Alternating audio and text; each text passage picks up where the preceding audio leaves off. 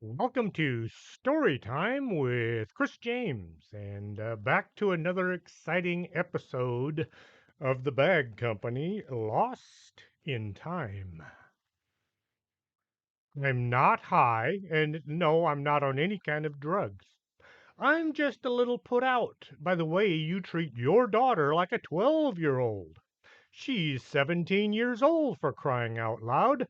She's nearly an adult, and yet you treat her like an adolescent. When you're old and gray and sitting in a nursing home, just remember who's going to pick out your pajamas.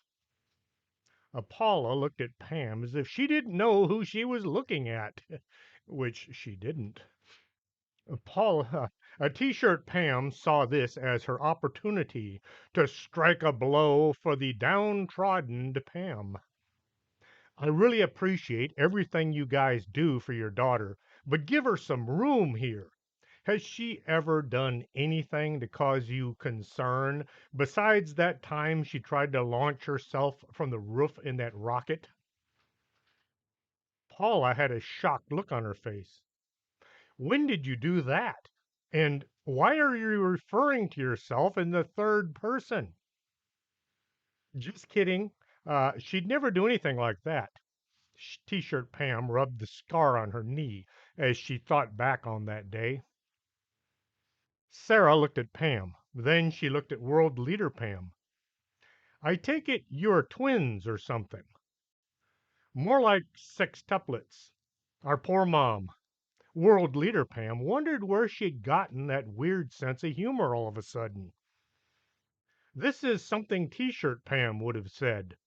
Oops, that was out loud. She looked at the tween to see if she'd heard it.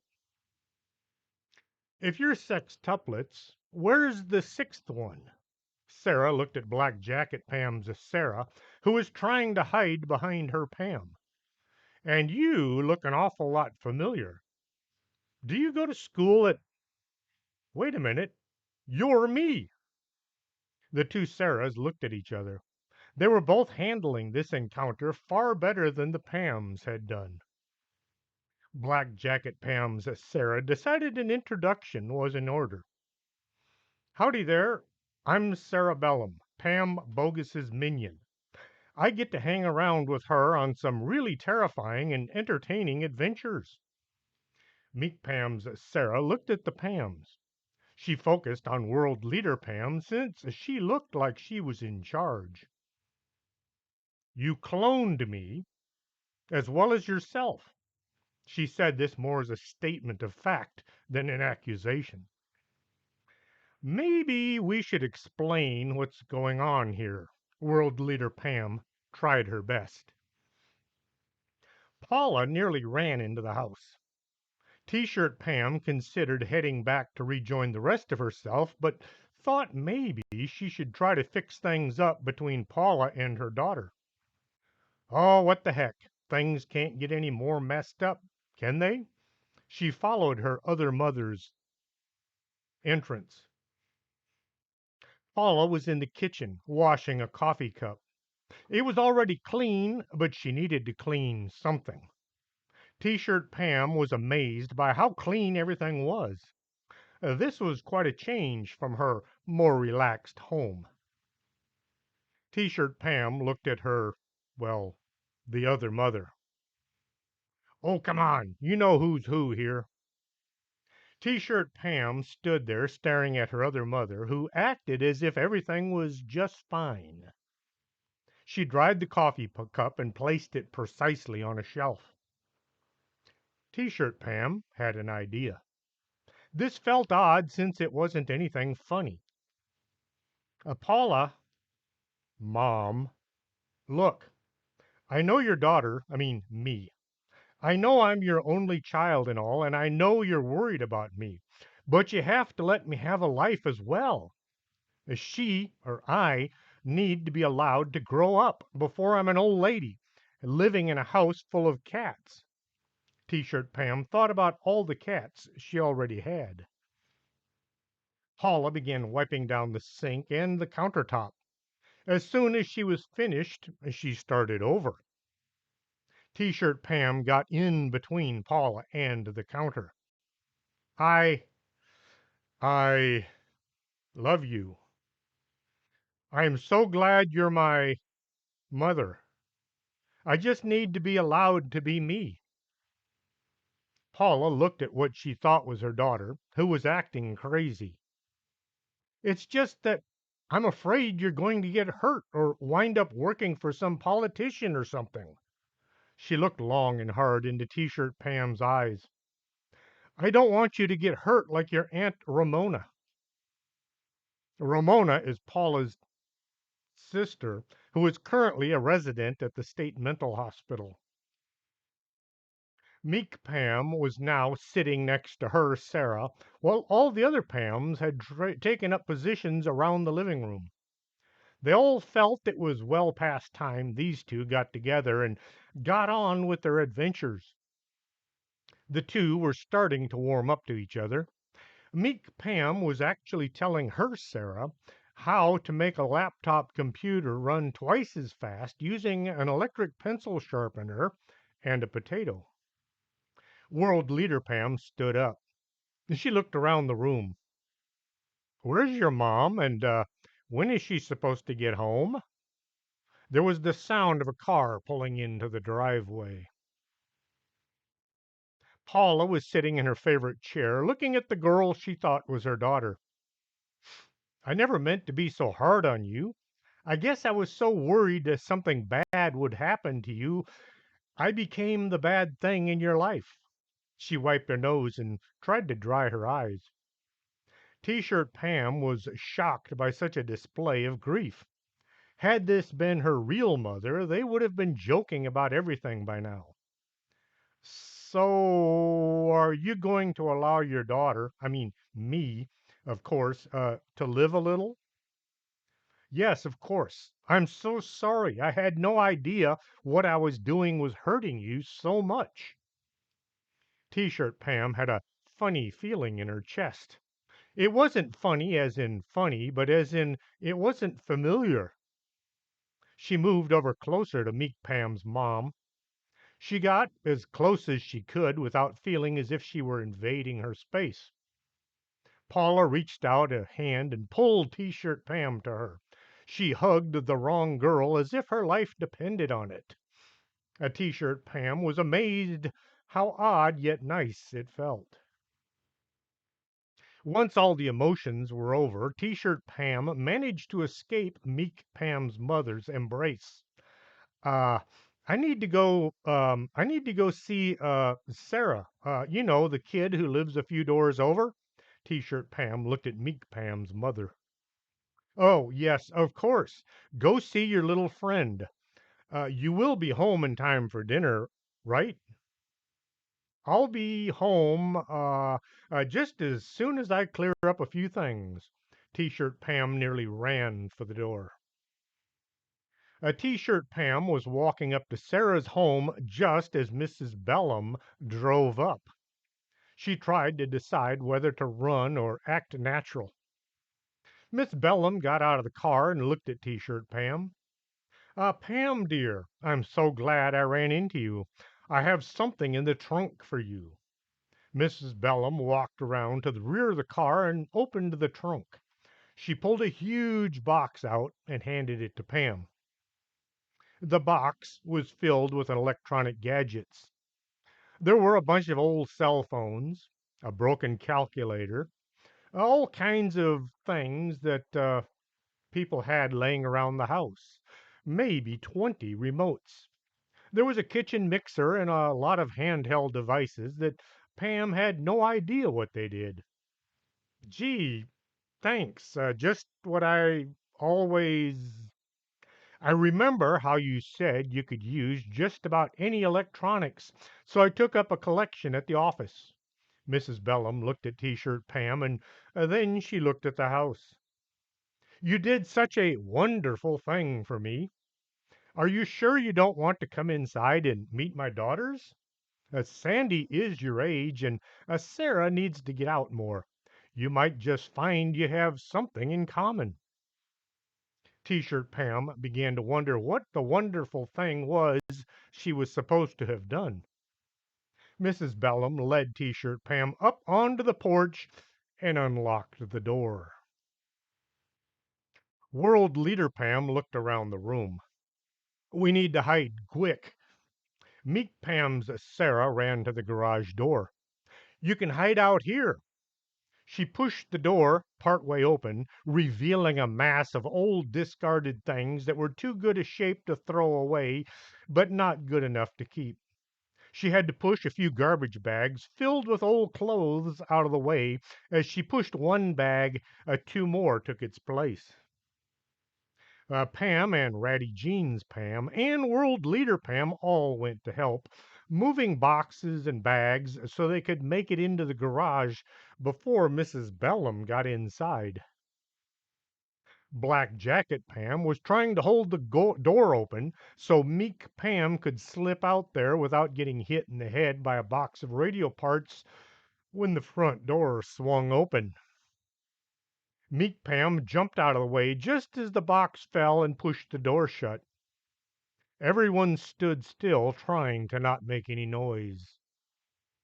Black Jacket Pam looked at Sarah. Uh-oh, wrong one.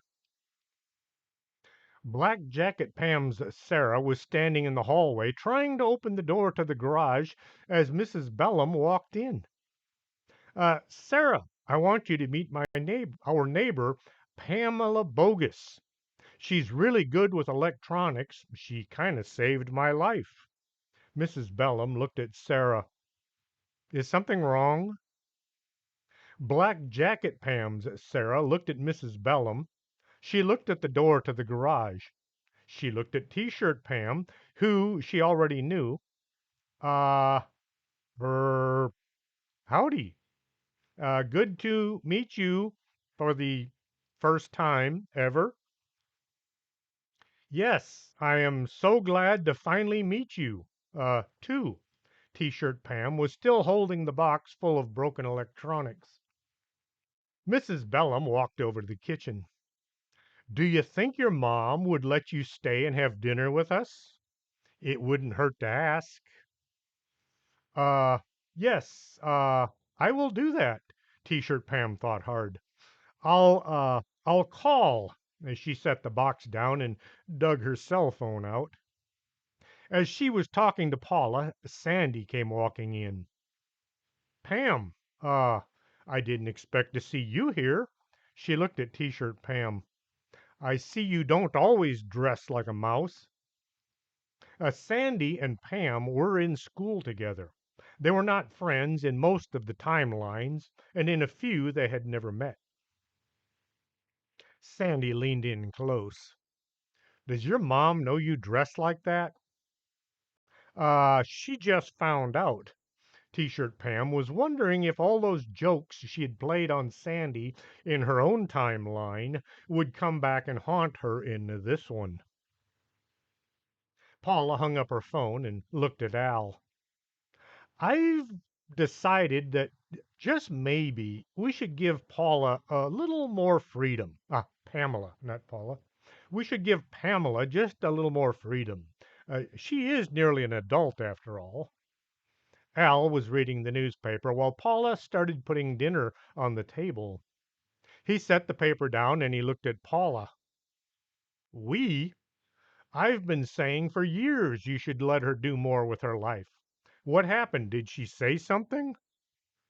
Paula thought about it. She did, actually, as she went on to tell Al all about the conversation she'd had with T-shirt Pam. Black Jacket Pam was on her knees by the crack at the bottom of the garage door. Her ear was right against the small opening. What are they saying? World Leader Pam asked. They're eating dinner.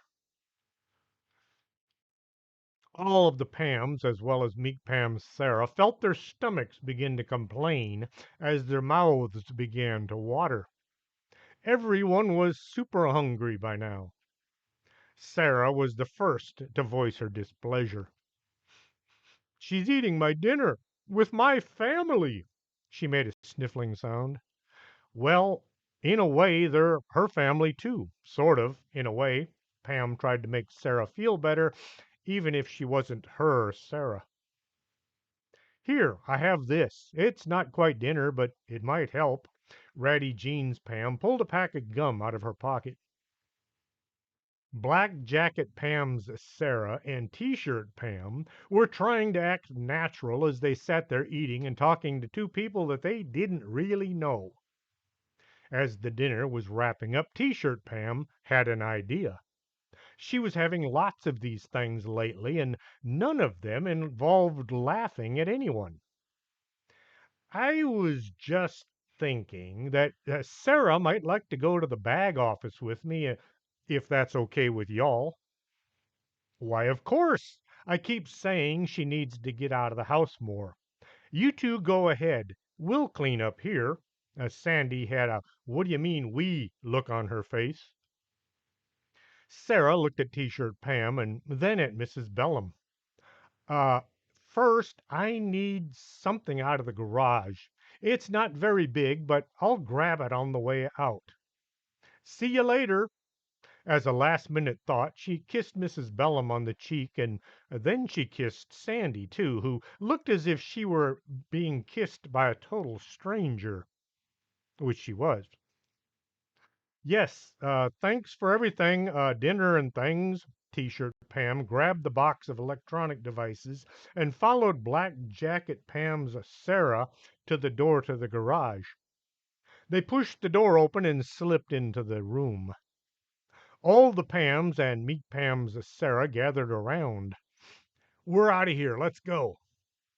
Meek Pam's Sarah stepped to the side.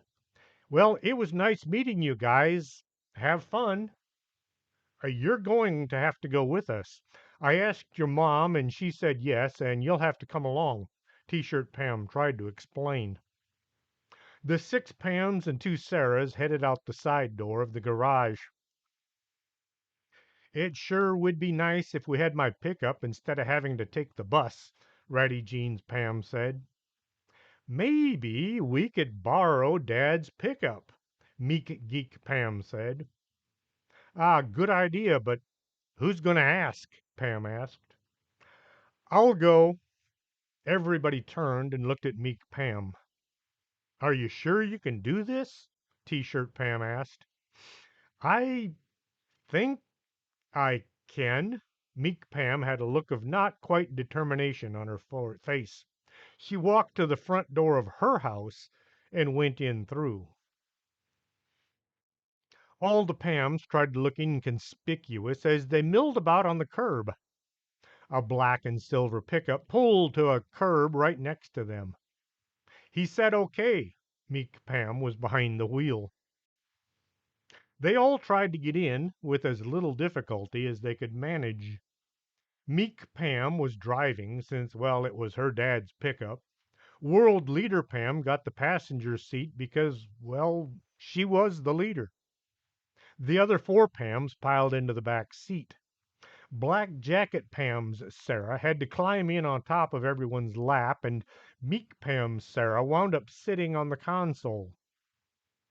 Seat belts, everybody. I don't want to get a ticket on my first day driving.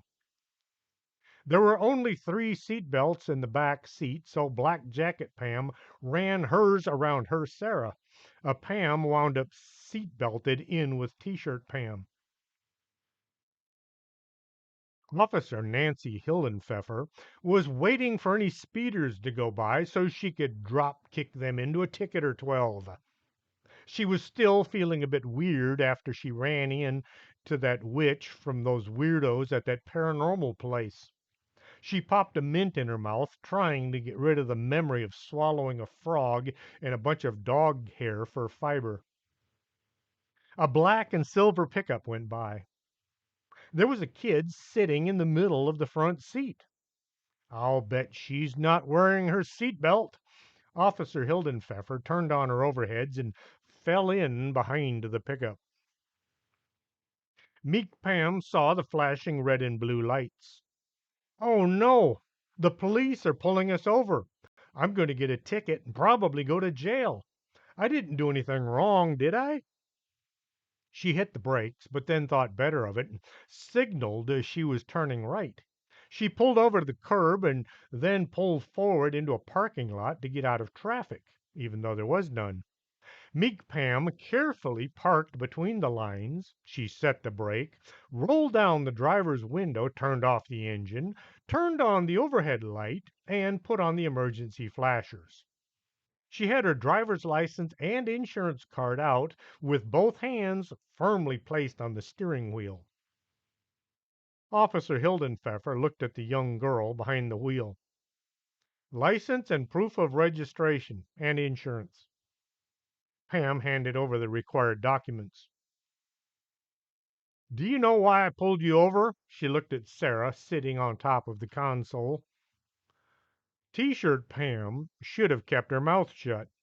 She knew saying something was going to be a bad idea, but she had a funny thought and it escaped her mouth before she could stop it. You stopped us because you were lonely and you needed somebody to talk to. She laughed at her own not that funny joke. Officer Hildenpfeffer had dealt with plenty of wise guys. She looked at meek Pam and said, Roll down the rear window. I need to fix somebody's attitude. As the rear window rolled down, Officer Hildenpfeffer came face to face with all the other Pams and the extra Sarah. She looked from one to the next as her memory kicked in. Are you that weird kid who works at that paranormal place? The one with the witch and the giant cat? The officer closed her eyes, hoping this illusion would go away. Yes, ma'am, meek Pam said with a quiver in her voice. Who are all these people? Hildenpfeffer didn't really want to know. Clones. I made them in my garage, meek Pam said without thinking. All the Pams tried to look fake. And those two? Hildenpfeffer said, pointing to the two Sarahs. Mini clones. I ran out of DNA. The officer reached over and poked Sarah in the cheek. Sarah rocked back and forth like a doll. She kept her eyes straight ahead and wide open. All the Pams tried to act like they were mannequins as well. Oh, Hildenpfeffer handed the license and the insurance back.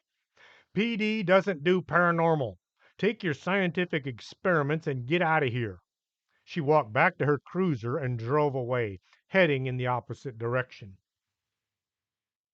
As the police car was speeding away, everyone took a deep breath. When did you start to develop a sense of humor? T-shirt Pam asked meek Pam. I don't know, it just popped into my head. Meek Pam pulled up out front of the office. It was dark since everybody had gone home an hour ago. The only lights were the Christmas lights and the banana tree in the attic window. The Pams and Sarahs sat there wondering what to do next. I was hoping the guys here could maybe help, meek Pam said. Well, let's at least go inside. I need to stretch my legs, Pam said from the back seat. The door swung open with a slightest push. Everyone's gone home, Pam pointed to the status board. All the paper arrows were pointed down. As she was standing there, Sharma came walking down the stairs as if nobody could see her. She was about to head to the kitchen when she noticed all the girls in front of her looked the same. Wow, I must be seeing things, she said. Pam and T-shirt Pam and Ratty Jeans Pam and World Leader Pam, as well as Black Jacket Pam, all smiled and said hello or howdy to Sharma. Sharma just stood there as if she'd seen, or rather as if she were, a ghost. You can see me? She was surprised. Go back and read the Bag Company. Here we go again if you are completely confused by any of this. All the Pams began saying that yes, they could see her, and of course she should know this. Pam asked where Dan was and received a blank look from the ghost. Then everybody came to realize they were still in Meek Pam's timeline. Meek Pam was acting as if she didn't see any ghost standing on the stairs. She had her eyes firmly closed. And I've lost my place again. Hate it when that happens. Hmm. Okay. Pam said, Sharma, we all know you, but from different timelines. This here is Geek Pam. She doesn't see you because, well, Pam looked at Geek Pam. Well, because her eyes are closed. She said this to Geek Pam instead of to Sharma. Geek Pam just stood there as if there was nothing weird going on.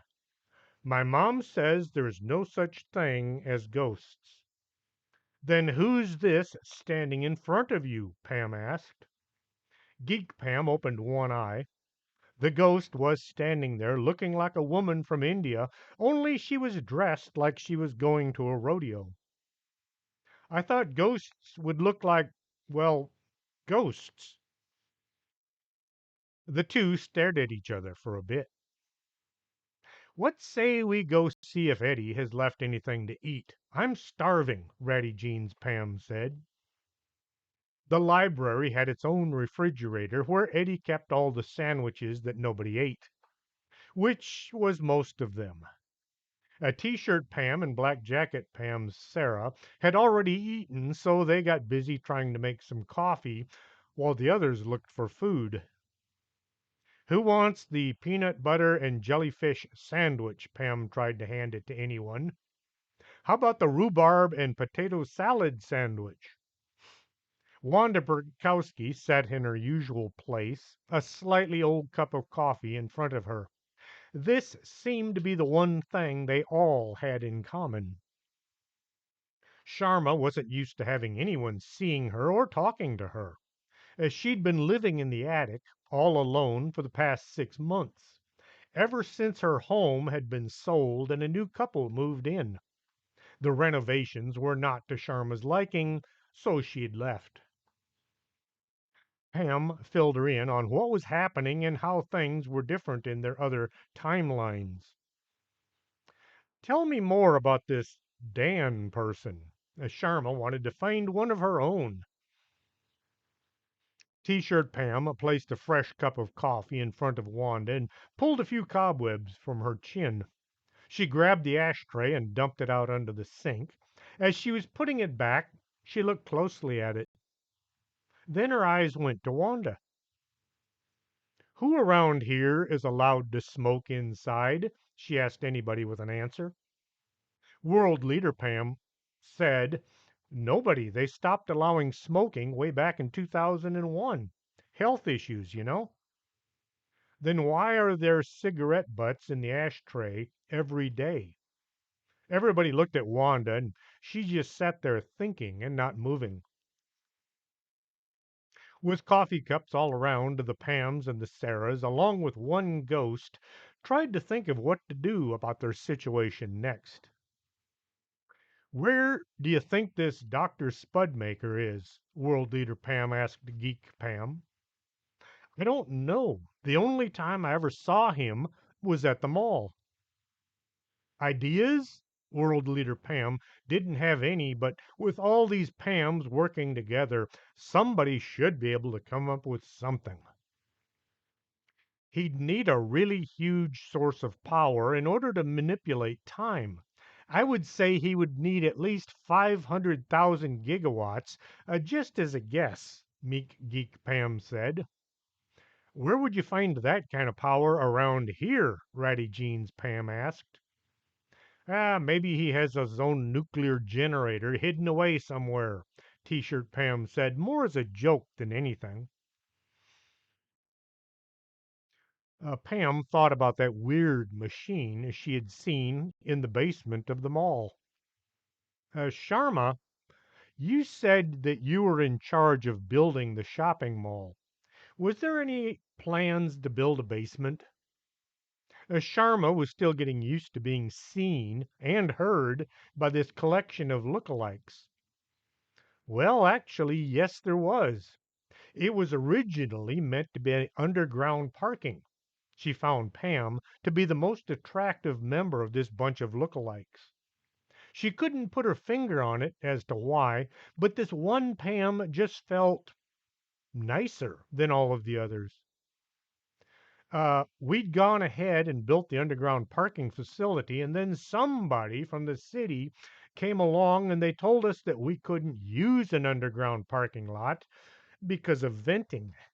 Something about the architects had forgotten to install any means for the exhaust fumes to be removed. The entire mall would have to have been dangerous, so we just blocked off the entrance and built over it. Did y'all put in any way to get down into the basement if you had to? Pam asked. Sharma thought about it. No, wait, yes, we did. We put in a few spiral staircases leading down in case we needed access. I believe there was a way to drive down there over by the loading docks. Pam stood up in front of the assembled Pams and Sarahs. We have to go to the mall. That's where we'll probably find Dr. Spud Thingy. What supplies will we need? I can get Mr. Armstrong's go bag from his office, T-shirt Pam said. How about the book on spells from the library? Ratty Jeans Pam asked.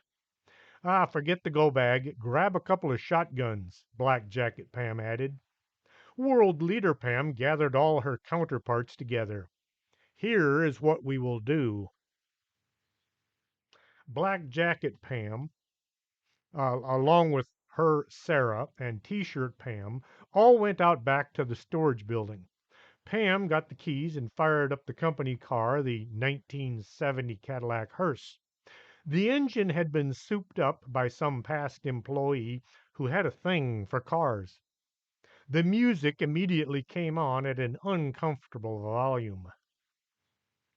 Can you turn that down a bit? Black Jacket Pam asked as she got in behind Sarah. T-shirt Pam jumped in the back where the body would be. She didn't have a seat to use, so she just stretched out on the floor. Turn it up. I like it. She was wiggling along with the beat. The volume control doesn't work, and I can't shut the thing off, Pam yelled. World Leader Pam, along with Ratty Jeans Pam, joined Meek Pam and her Sarah in her dad's pickup. The two vehicles, full of Pams, headed to the mall. Sharma went back upstairs to grab her jacket. Then she was heading over to the parking lot to look for this Dan character. Chapter 8: The Mall of Doom. Geek Pam parked as close to the Dimension store as she could, which was only 2 blocks away. The three Pams and one Sarah headed towards the entrance. Even though it was getting late, people all stopped and stared at the triplets as they walked by. They made their way through the parking lot and into the shopping center without drawing too much attention. Once inside, they went straight to the Dimension store and walked to the fitting rooms. World Leader Pam had a thought. Sarah, do you sense anything here from these rooms? I sense we should probably not be standing here looking like voyeurs. Sarah looked around as people came and went from the fitting room. Everyone was staring at the three Pams. We need to wait at least 30 minutes to give the others time to get into place. World Leader Pam looked at her watch. It came to her just maybe they should have synchronized watches before they had begun. Instead of standing here looking suspicious, why don't we go over to the shoe department and act natural? Ratty Jeans Pam actually wanted to check out some new boots, but she didn't want to say so. The three Pams and one Sarah walked over to the shoe department to try acting more like girls. Ratty Jeans Pam found what she was looking for, a wide selection of army boots. Had the army ever looked for pink or red or blue boots, this would have been the place. She got busy trying on different footwear. World Leader Pam sat down and took her heels off. Her feet were killing her, but she went with the belief it was far better to look good than feel good. She began massaging her feet one at a time. Meek Geek Pam sat there acting as if she were waiting for her sister to finish with the weird boots. Sarah sat next to her. You know what? I think I like this running around having adventures. It's kind of neat. She had a quick thought. Just as long as we don't get attacked by demons or evil mannequins or anything. Geek Meek Pam looked at Sarah. Maybe we should try hanging out together more often. Pam pulled the company car around to the loading dock at the mall and shut off the engine. The 8-track stopped playing, allowing everybody to hear. What kind of a junk do you listen to? Black Jacket Pam asked. I like it. Can I get a copy before we're done? T-shirt Pam discovered she was really into retro heavy metal music. Pam had an idea. Just head out back to the storage building. You'll find several boxes of these things. She pointed to an 8-track cartridge. The three Pams, along with Sarah, began searching the loading dock area for the ramp that would go down into the structure. A few truck drivers watched the triplets as they wandered about as if looking for some secret teen nonsense. Black Jacket Pam Sarah found something. Why is there a garage door here? It looks like no one's used it in years. The door in question was covered in dirt and had a few old boxes piled in front of it. Pam gave the lock a twist, but it wouldn't budge. We should have brought Ratty Jeans Pam with us. She's the one with the lock picks. She looked around as if maybe somebody might have left the key lying around. After watching these weird girls mess with that creepy old unused utility door, one of the truck drivers thought just maybe he should run them off. Hey, what are you kids doing over there? Pam quickly ran her hand through her pockets looking for her official bag ID. Uh, we have a really good reason for needing this door open. Black Jacket Pam, who was still wearing her own clothes, pulled out her ID. Eddie had gone to the trouble to make the bag IDs look exactly like police IDs. She did the one-handed quick flip showing the ID just long enough so the truck driver would get the wrong impression. There's a paranormal anomaly on the other side of the door, and we need to get in there before it brings the entire mall to ruin. The other Pams were impressed by this speech. So was the truck driver. Oh, well, maybe you should use the key then. He walked over to a board with all kinds of keys hanging from hooks. Grabbing one, he flung it across the loading dock and into Black Jacket Pam's outstretched hand.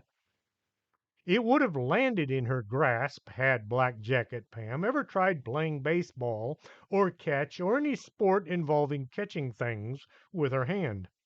The key passed by her hand, landing at Sarah's feet. Sarah picked up the key and looked at it. There was a plastic disc with a label on it. The label said "Secret Door Key," which made no sense whatsoever. Why would anybody have a secret door key labeled "Secret Door Key"? She asked the truck driver. I don't know, but some weirdo in a lab coat had me put it in the key box because he kept losing his key and he was getting tired of having to call a locksmith. Uh, thank you very much. You may just have saved the entire shopping center, Black Jacket Pam said. Sarah slipped the key in the lock and turned. The lock went click and the handle turned. It took both Black Jacket Pam and T-shirt Pam to push the door up. Sarah moved the old boxes out of the way as Pam ran back and got the company car. The hearse came to a stop and the girls all jumped in and Pam drove into the garage door and then down under the mall. World Leader Pam looked at her watch. It had been 30 minutes since the last time she looked, so that meant it was time to go. Okay, everyone, it's time. She reached down for her shoes.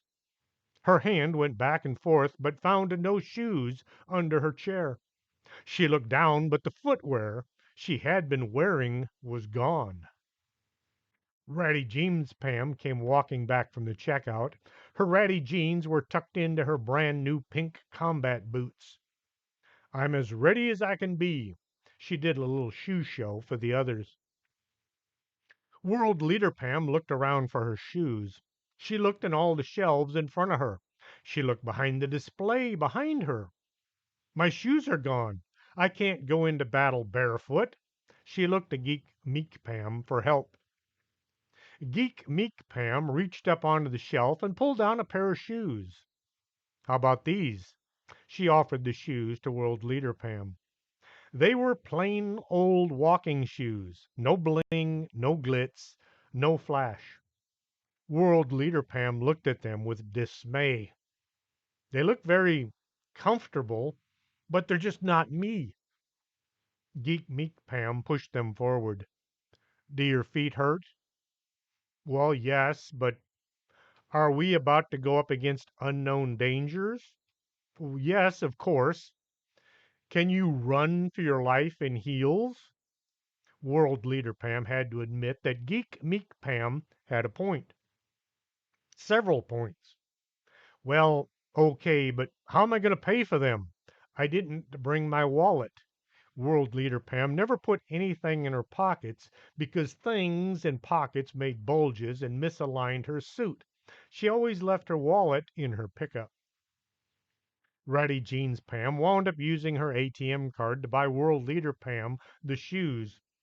World Leader Pam felt very unleaderly as she led the Pams towards the fitting room.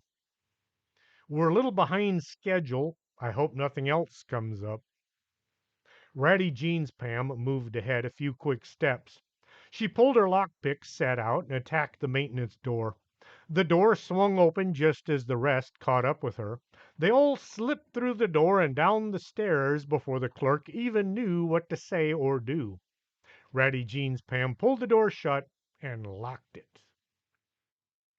Down into the bowels of the earth the four young adventurers went. The stairs were rusty and damp. The hand railing was uninviting, so they all tried to use as little of it as possible. Around and down they went.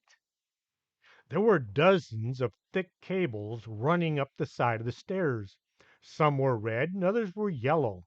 There were a few black cables mixed in. They mostly disappeared into the ceiling above. Don't touch those, they might be energized, World Leader Pam cautioned the others. Pam pulled the hearse to a halt and killed the engine. The sound of heavy metal music reverberated into the distance. Wow, this is a lot bigger than I thought. T-shirt Pam was hesitant to open her door. She tried to make a joke, but found that her wit was lacking. Pam got out and looked around. She'd come to a stop right next to the gigundous machine she'd seen on her last trip down here. It still looked like something out of a bad sci-fi movie. She figured it was probably put down here a long time ago and nobody ever bothered to use it. Maybe it's broken and nobody wanted to or knows how to fix it. She looked at the others. Well, the rest of our gang should be coming down those stairs right there. She pointed to a set of rusty stairs descending from above. World Leader Pam came up from behind. Hey, guys. Everybody jumped. Pam looked from one staircase to the other. Oops. The plan had been to come from two directions at once and capture the mad scientist between them. It had worked out like many of World Leader Pam's plans. She could lead people just about anywhere, but she had difficulty with planning. They all looked around trying to find Dr. Spudmuncher or anybody who was lurking about like one of his minions or something. There has to be a control room or such. We need to find it before anybody finds us. World Leader Pam looked into the dark around them. She thought hard about what to do. She drew a blank. Pam said, "How about we split up and see if any one of us can find the control room?" World Leader Pam liked it. We split up into teams, meet back here in, she looked at her watch, 30 minutes? They all gathered at the back of the company car and grabbed their gear. Backpacks filled with hopefully useful gear and flashlights. World Leader Pam set off with Ratty Jeans Pam. The two looked like exact opposites, if not for their faces and hair. Meek Geek Pam went off with her Sarah. Sarah seemed to be taking to her new companion. Black Jacket Pam went with her Sarah. They stuck close together once more. Black Jacket Pam seemed to be a bit more confident in her directions. Pam looked at T-shirt Pam. "I guess we go that way." They took off into the dark. Pam walked along looking at the weird configuration. The basement didn't seem to match the building above. "This place is confusing. It would have been nice if they'd put up a sign or two." Water dripped from above. There must be 100 leaky pipes overhead. The two tried to avoid any puddles, but soon their feet were soaked. T-shirt Pam shook one foot. "I thought combat boots were waterproof." "Those aren't combat boots. Those are fashion boots." "But they said fashion combat boots." She shook the other foot, trying to dislodge the water from inside.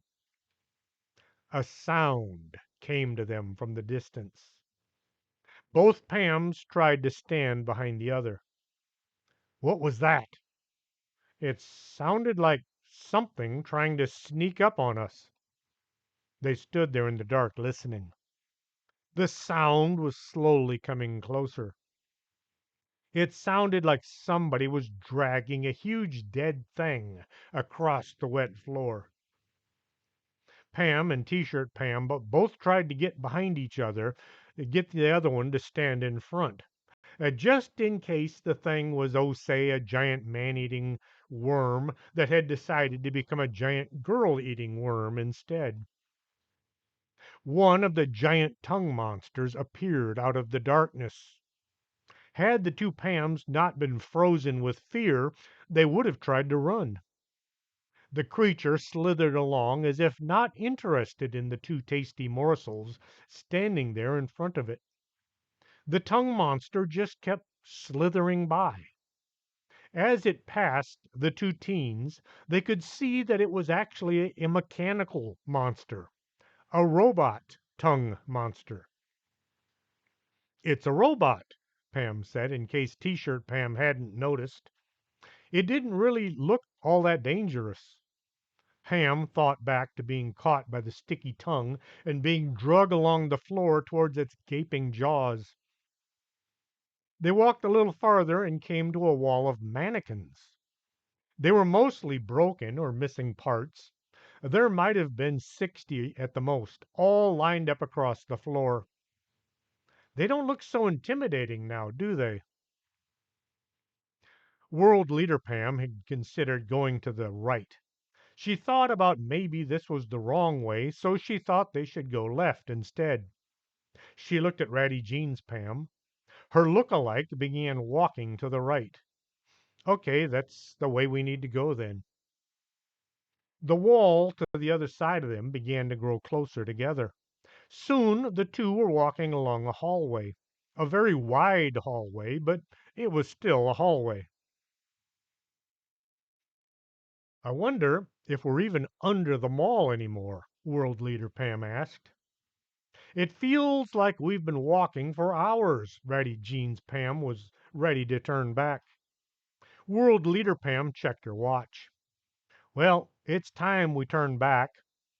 A sound came to them from around the next corner. It sounded like a door being slammed. "Wait here. I'll be right back." She took a few steps forward and looked around the corner. Pam and T-shirt Pam had walked enough.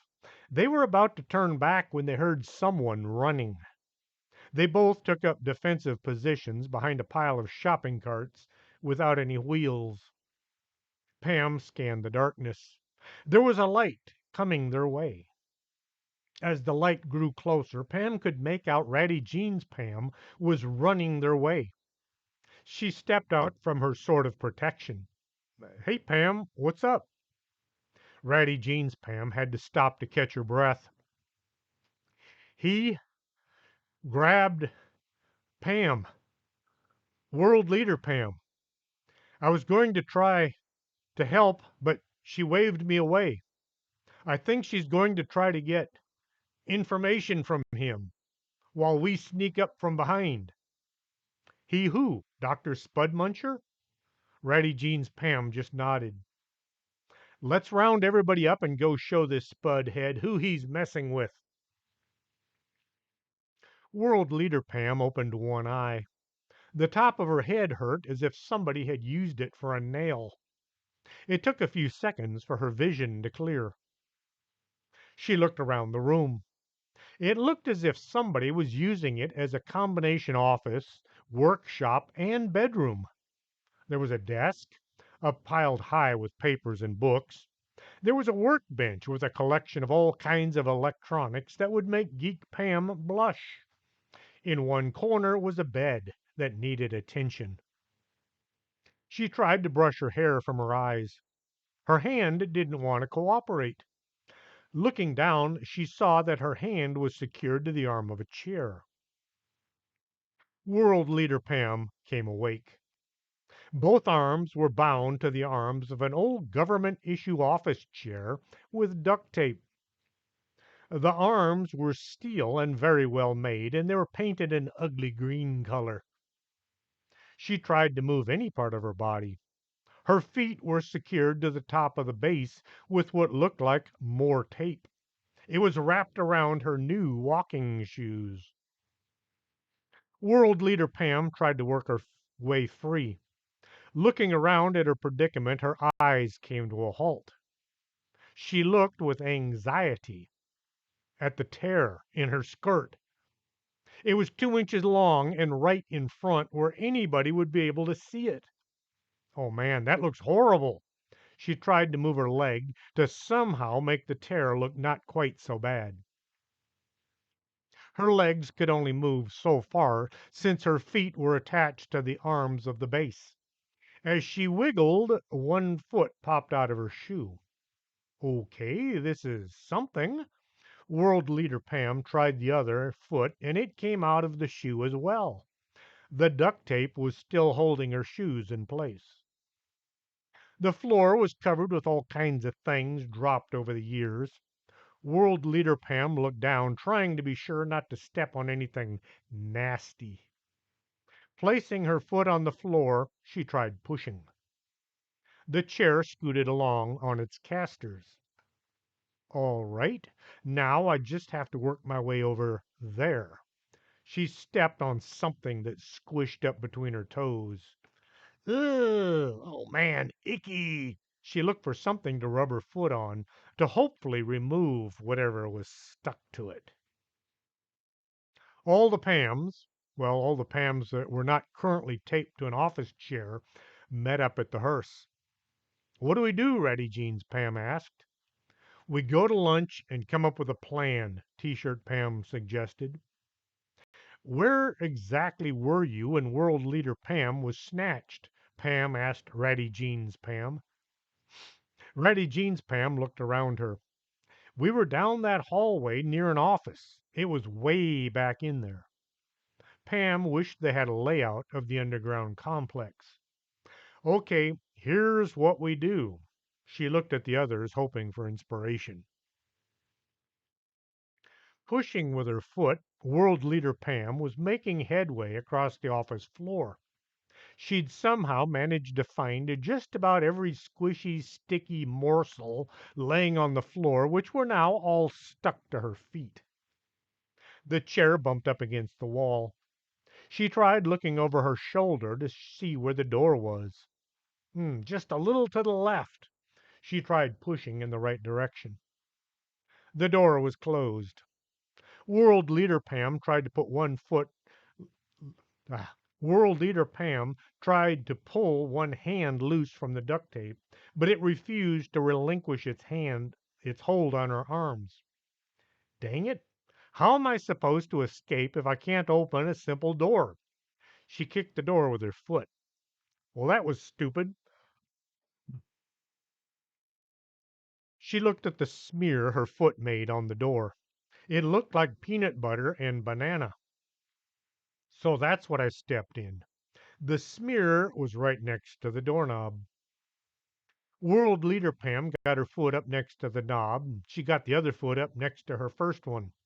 Squeezing the knob between her feet, she twisted with her hips. The knob turned.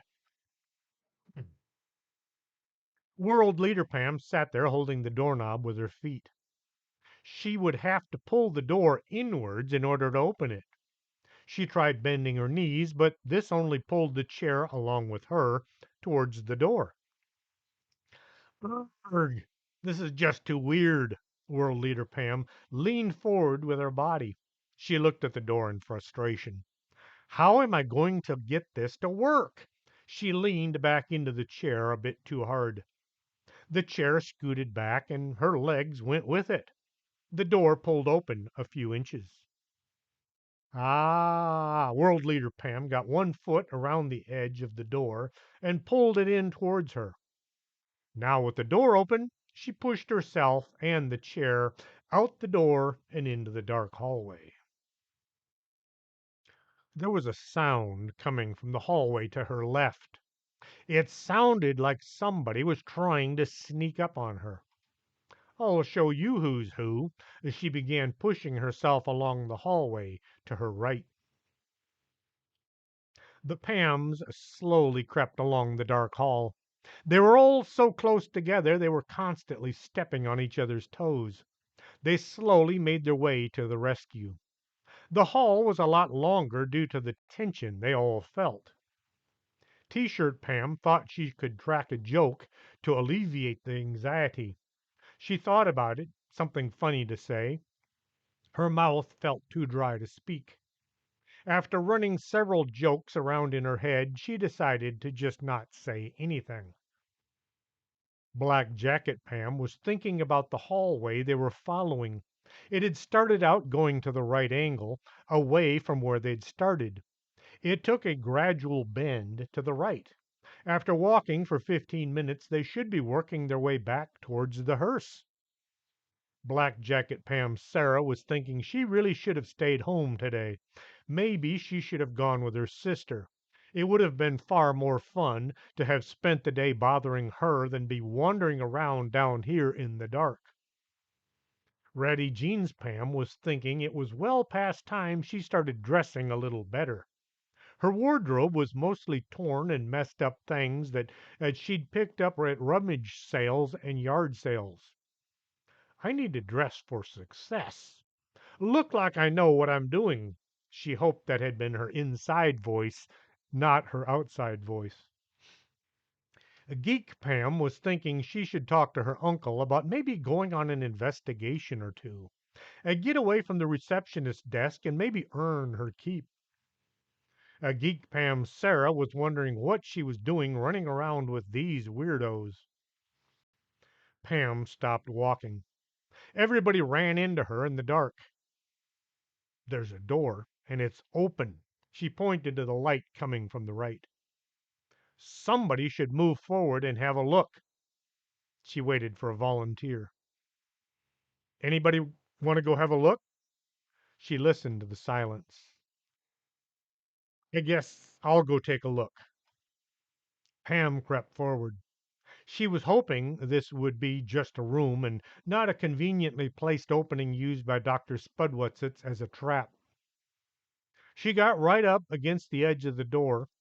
Slowly she moved her head over and looked inside. Doesn't anybody clean up this place? The room was a mess. It looked as if somebody was using it as a combination workshop, office, and bedroom. Ah, nobody home, she said to the others once they joined her. Let's keep going. She's got to be here someplace. World Leader Pam kept pushing herself along the dark hallway. She found it was easier and faster to go backwards. The major problem was she couldn't see where she was going. She spent a lot of time trying to get free from trash laying on the floor or away from the walls that turned without warning. Suddenly, she came scooting out into a giant room. She twisted herself around to look. She was just a few dozen yards from the hearse. She looked at the enormous machine sitting in the middle of the room and wondered what it could possibly be. She looked at all the piping running into and out of the apparatus. One or two were leaking, and the metal was rusting in several places. There were wires hanging down from openings all along the device. Some of the wires were hooked to conduit running up to the ceiling far above.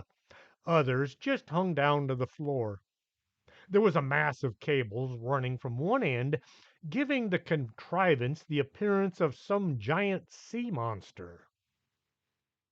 As she sat there looking, she thought there was a faint hum coming from inside this monstrous appliance. How did you? Oh, never mind. I see you're awake now. I have questions and you're going to answer them. Or else. World Leader Pam used her feet to spin the chair around so she could see who was talking. It was a mean looking guy in a dirty white lab coat with Dr. Spudmuncher embroidered over the pocket. The coat really needed a good cleaning or two. Dr. Spudmuncher walked over and stood right in front of World Leader Pam. You will tell me how you escaped my little trap, and you will tell me now. World Leader Pam decided to try using all her powers of persuasion on this not so good doctor. Dr. Spudmuncher. It's Spudmeyer. Spudmyer. Those idiots at the embroidery shop misspelled my name. He threw something at the side of the machine, causing sparks to fly. I didn't notice the mistake until long after I'd paid the bill. I couldn't get them to fix it. He mumbled a lot of things under his breath. Darn thing cost too much to replace. He stalked around a bit, mumbling to himself. He looked up as he came to the hearse. Where did this come from? He looked at the company car as if admiring its sleek lines and shiny black paint. He began walking around the car, looking inside to take in the upholstery. It looked as if he'd forgotten all about World Leader Pam until he caught a glimpse of her from the other side of the vehicle. He came back to his captive. So, tell me, how did you escape my time trap? And this is a horrible place to stop, I know, but that's the end of this exciting and breathtaking session of the Bag Company Lost in Time. Fear not, I'll be back soon with the next exciting session of Pam Bogus and all the other Pams. Until next time, this is Chris James for Storytime.